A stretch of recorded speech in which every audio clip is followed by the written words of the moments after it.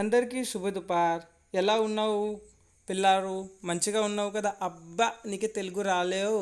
Okay, Telugu येत नाही तुम्हाला, मराठीतून शिकूया. ठीक आहे. तर भांडवल संरचना हा आपला मुद्दा मी आज तुमच्यासाठी घेऊन आलेलो आहे. तर भांडवल आणि संरचना हे दोन शब्द याच्यामध्ये आहेत. भांडवल म्हणजे काय मी तुम्हाला शिकवलं पहिल्या लेक्चरमध्ये. फार जणांनी पहिला लेक्चर पाहिला, 4-4 मिनटं पाहिला, 20 मिनटाचं लेक्चर. काय आहे कमेंटमध्ये लिहा पटकन. लिहिला? चला, बहुतेक पोरांनी प्रश्नांची उत्तरं दिली नाहीत. तर भांडवल म्हणजे व्यवसायामध्ये जी काय आपण गुंतवणूक करणार, जी काय आपण इन्व्हेस्टमेंट करणार आहोत त्याला बोलणार आहेत आपण भांडवल. म्हणजे जी काय बिझनेसमध्ये जी काय इन्व्हेस्टमेंट केली जाते तिला आपण बोलणार आहेत भांडवल. संरचना म्हणजे काय? तर आपलं घर आहे, त्यामध्ये हॉल आहे, किचन आहे, बेडरूम आहे, बरोबर आहे. तर या सगळ्या गोष्टींची त्याला बोलतो आपण रचना. तर ती हॉल किती मोठा पाहिजे, आपला किचन किती मोठा पाहिजे, तर ते जे काही स्ट्रक्चर आहे तशा पद्धतीने भांडवलामध्ये पण कशा पद्धतीने कुठून पैसे आणायचे, कोणत्या मार्गाने कमी आणायचे, कोणत्या मार्गातून जास्त आणायचे, कोणत्या मार्गातून कमी आणले पाहिजेत आता पण भविष्यात जास्त आणायला पाहिजेत, हे जे काय सगळं आहे ते कॅपिटल स्ट्रक्चरमध्ये आपण आज शिकणार आहोत. तर चला वेळ न घालवता सुरू करूया. भांडवल संरचना. मालकीचे भांडवल किंवा कर्जाऊ भांडवल अथवा दोन्ही मार्गांनी कंपनी भांडवल उभं करते. म्हणजे तुमचं स्वतःचे पैसे आणि कर्ज म्हणून दोन्ही मार्गांनी कंपनी काय करत असते तर भांडवल उभा करते किंवा इन्व्हेस्टमेंट घेत असते. मालकी हक्कामध्ये काय येतं बघा, समहक्क भाग, अग्र हक्क भाग, राखीव निधी, हे कशाचे आहेत तर मालकीचे म्हणजे स्वतःचे पैसे. आणि कर्जाऊमध्ये काय आहे तर कर्ज रोखे, इतर कर्ज पुढे मी सांगतो तुम्हाला. बॉन्ड, बंधपत्र असतात, त्यामध्ये सार्वजनिक ठेवी असतात. तर या मार्गाने कंपनी काय करत असते, कर्ज गोळा करत असते. आता ह्या दोन्ही मार्गांचं जे काय एकत्रितरित्या एकूण जे काय भांडवल आहे त्यालाच आपण बोलणार आहोत भांडवल संरचना. ठीक आहे. तर भांडवल संरचना म्हणजे इच्छित प्रमाणामध्ये विविध स्रोतांचे एकत्रीकरण. म्हणजे काही कर्ज घ्यायचे, काही स्वतःचे पैसे वापरायचे. तर जसं आहे बघा, ही गाडी आहे आपल्याकडे किया सेल्टॉस, बरोबर आहे. आता ही गाडी ज्या वेळेला मी घेतले तेव्हा काही स्वतःचे पैसे लावले, काही कर्ज म्हणून लावले, बरोबर आहे. आता ज्या वेळेला आपण स्वतःचे पैसे लावू तर जसं जर तुम्ही बघा, आता ही गाडी माझी अप्रॉक्सिमेटली पकडा तुम्ही 15 लाख रुपयाची असेल. ठीक आहे. तर या 15 लाख रुपयामध्ये 5 लाख रुपये मी स्वतःचे टाकले आणि 10 लाख रुपयाचं समजा काय घेतलं, लोन घेतलं. टेन्युअर ठेवलं म्हणजे 5 वर्षात मी त्याला फेडेन. 10% व्याज ठेवलं तर बघा हप्ता कितीचा पडतोय आपल्याला, 21,000 रुपयाचा.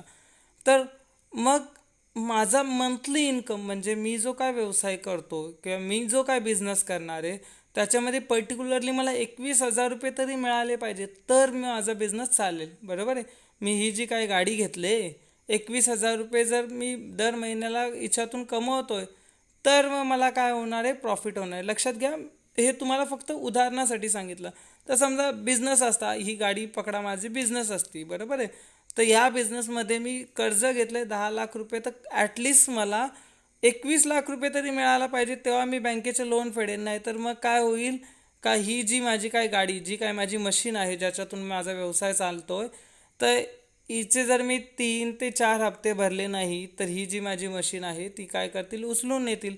तशाच पद्धतीने व्यवसायसुद्धा आहे का. अशा पद्धतीने ज्या वेळेला आपल्याला समजा 15 लाख रुपयाची मशनरी घ्यायची आहे तर ती मशनरी विकत घेतल्यानंतर 5 लाख रुपये मी स्वतःचे टाकले, पण 10 लाख रुपये जर मी टाकतोय तर मला किती, 10 लाख रुपयाचा जर लोन घेतोय तर मला 21,000 रुपयाचा हप्ता लागेल. तर माझा बिझनेस तेवढा अर्निंग मिळवून देतो का, तेवढे पैसे मिळवून देतो का, तर त्यावर ते डिपेंड असणार आहे का किती पैसे आपण कर्ज म्हणून घेणार आहे आणि किती आपण समहक्क भाग किंवा मालकीच्या भांडवलातून घेणार आहे.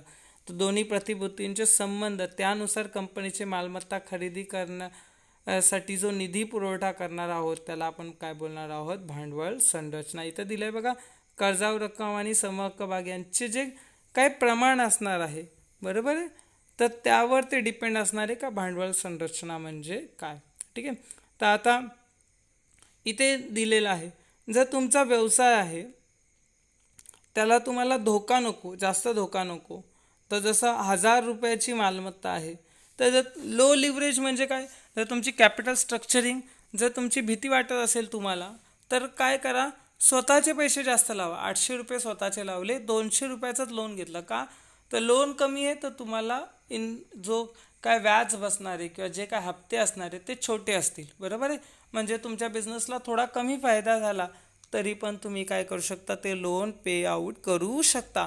पण हाय लिव्हरेज म्हणजे तुम्हाला माहिती आहे बिझनेसमध्ये प्रॉफिट होणं 100% होणार आहे, काय टेन्शन घ्यायची गरज नाही. Then you we go to the काय, तर तुम्ही स्वतःचे पैसे कमी लावाल. 200 रुपये स्वतःचे. डेप्ट म्हणजे काय, कर्ज. ठीक आहे, तर कर्ज जास्त घ्याल. तर या पद्धतीने म्हणजे 1000 रुपयाच्या मालमत्तेमध्ये 800 रुपये कर्ज आणि 200 रुपये काय येत, म्हणजे हप्ता किती पण असो मी फेडायला तयार आहे. कधी जर तुम्हाला माहिती आहे का माझा बिझनेस छानपैकी चालेल त्यावेळेला. आता इथे दिलं आहे बघा, कॅपिटल स्ट्रक्चरिंग म्हणजे काय, तर डेप्ट कॅपिटल आणि इक्विटी कॅपिटल. म्हणजे डेप्ट कॅपिटल म्हणजे कर्ज, ठीक आहे, आणि त्यानंतर इक्विटी कॅपिटल म्हणजे स्वतःचे किंवा मालकीचे जे पैसे बोलणार आहोत आपण, मालकाचे पैसे, ओनरचे पैसे, तर त्याला आपण, तर याच्यानी जी काही आपली कंपनी तयार झाली तिलाच आपण बोलणार आहे कॅपिटल स्ट्रक्चरिंग. जसं इकडे आणखीन एक उदाहरण पण दिलं आहे, याबद्दल तुम्हाला पुढे पण सांगेन का. जसा हा एवढा भाग आहे, म्हणजे एवढा व्यवसायामध्ये जे काय पैसे गुंतवले तर एवढा भाग आपला इक्विटीचा आहे, स्वतःच्या पैशांचा आहे, प्रेफरन्स शेअर्सचा एवढा आहे, डेप्टचा एवढा आहे, कर्ज एवढा घेतला, आणि इतर मार्गातून आपण एवढे पैसे कमवले आहे, सॉरी व्यवसायामध्ये गुंतवलेले आहेत. ठीक आहे, आता याचे सगळे उदाहरणंसुद्धा दिलेत बघा. भांडवल संरचनेचे घटक, what are the part of capital structuring, किंवा कोणत्या मार्गातून आपण कॅपिटल स्ट्रक्चरिंग करणार आहोत, तर त्यातला पहिला आहे समहक्क भाग भांडवल. कंपनीच्या भाग भांडवलातील हा प्राथमिक स्तोत्र आहे. कंपनीची मालकी या भागांकडेच असते. आता हे काय आहेत त्याच्यासाठी आपल्याला अख्खा एक धडा आहे. तर त्यामुळं पण वेट अ मिनिट, फक्त एक लक्षात घ्या, मालकाशिवाय कंपनी नाही. नोकरांनीच अख्खी कंपनी होते का, कधी नाही, कोणतरी मालक पाहिजे ना. मग इक्विटी शेअर्सशिवाय बिझनेस होऊ शकणार नाही. आणि सगळ्यात जास्त, समजा माझं एखादं दुकान आहे किंवा तुमचं दुकान आहे, जळालं तर नुकसान कोणाला होईल आहे, तिथे काम करणाऱ्या लोकांना का तुम्हाला. साहजिकच आहे, त्यांना नुकसान होईल. मे बी त्यांचा 1 महिन्याचा पगार नाही भेटणार, दुसऱ्या ठिकाणी कामाला जातील पुढच्या महिन्यामध्ये, बरोबर आहे ना. नोकर दुसऱ्या ठिकाणी जातील. पण मालकाचा जो काय करोडो रुपयाचा नुकसान झाला आहे तो कशावर डिपेंड आहे, त्याचे स्वतःचे पैसे लागलेले ना. तर त्यामुळं मालकाला सगळ्यात जास्त जोखीम पत्करावी लागते. त्यामुळे समहक्क भाग हे कंपनीचे मालक असल्यामुळे त्यांना सगळ्यात जास्त जोखीम स्वीकारावी लागते. लाभांश पण त्यांना अस्थिर दिला जातो. व्हॉट इज द लाभांश, what is the dividend, we can learn in a next lecture, और may be there is the chapter in 6 or 7 may be. Okay, तर 6व्या किंवा 7व्या धड्यामध्ये लाभांशाबद्दलचा एक मोठा धडाच आहे, तिथे मी तुम्हाला सांगेन. ठीक आहे, मी मे बी पहिल्या लेक्चरला मायनर एक्सप्लेनेशन दिलेला. पुढे अग्र हक्क भाग भांडवल. आता हे पण एक प्रकारचे मालकच आहेत, पण यांना लाभांश देताना, म्हणजे ज्या वेळेला कंपनीला प्रॉफिट होतो त्यावेळेला जे काय आपण पैसे देतो ना, तेव्हा यांना पहिले पैसे द्यायचे आहेत, आणि कंपनी बंद पडल्यानंतर त्यांना पहिले पैसे द्यायचे. एक प्रकारचं समजा आपले नातेवाईक आहेत, आपल्याकडून ज्या वेळेला आपल्या कंपनीला फायदा होतो तर ते बोलतील का आमचे पैसे आम्हाला पहिले द्या. तर सेम, म्हणजे आपल्याला जास्त बर्डन नाही आहे, याला आपण सहमालकसुद्धा बोलत असतो. आणि यांना मतदानाचा अधिकार नाही, काय नाही, ते आपल्याला दुसऱ्या धड्यामध्ये आहे. ठीक आहे, टेन्शन घ्यायची गरज नाही. आपला लेक्चर किती झाला बाबा, 8 मिनटं 9 मिनटं. चला 2-4 मिनटात पटापट आवरून टाकूया. पुढचा आहे आपला प्रतिनिधी किंवा संचयी नफा. आता कोणताही व्यवसाय आपण करू, किंवा इव्हन तुम्हाला पण तुमचे आईवडील 100-150 रुपये देतात ना कधी कधी, तर त्यातले तुम्ही काय करता मग, अर्धे पैसे खाता, अर्धे पैसे गल्ल्यात ठेवता किंवा सांभाळून ठेवता. मला ड्रेस घ्यायचा आहे, मला घड्याळ घ्यायचं आहे, मे बी तुम्हाला दुसरी काहीतरी मोठी एखादी गोष्टसुद्धा घ्यायची असू शकते. तर जे संचय केला, संचय म्हणजे काय, तर साठवून ठेवणे. तर सेम इकडे पण आहे व्यवसायामध्ये, पण जे काय प्रॉफिट होतो तो टोटल प्रॉफिट डायल्यूट केला जात नाही, समोरच्याला दिला जात नाही. त्यातले काही पैसे आपल्याकडे स्वतःकडे ॲज अ बिझनेस म्हणून स्वतःकडे साठवून ठेवले जातात, यालाच बोलतो आपण संचयी नफा. ठीक आहे, तर इकडे दिलं आहे बघा, निधी उभारण्याचा हा अंतर्गत स्रोत आहे. म्हणजे काय, आतल्या आत हा बिझनेसचा स्वतःचाच आहे आणि लोकांकडून घेतलेला नाही आहे. ठीक आहे, लक्षात घ्या. Business entity and owner entity are two different things. म्हणजे मालक कंपनी वेगळी समजते. आपल्याला माहिती आहे कंपनी ही एक कृत्रिम व्यक्ती आहे, तर कंपनी वेगळी आहे, माणूस वेगळा आहे. जो काय तिचा मालक आहे तो कंपनीचा मालक, पण कंपनी नाही आहे ती. कंपनी एक माणूस आहे आणि जो कंपनीचा मालक आहे तो एक माणूस आहे. असे दोन व्यक्ती आहेत. तर त्यामुळं कंपनीने जे स्वतःनी पैसे साठवून ठेवले ते तिचा अंतर्गत आहे.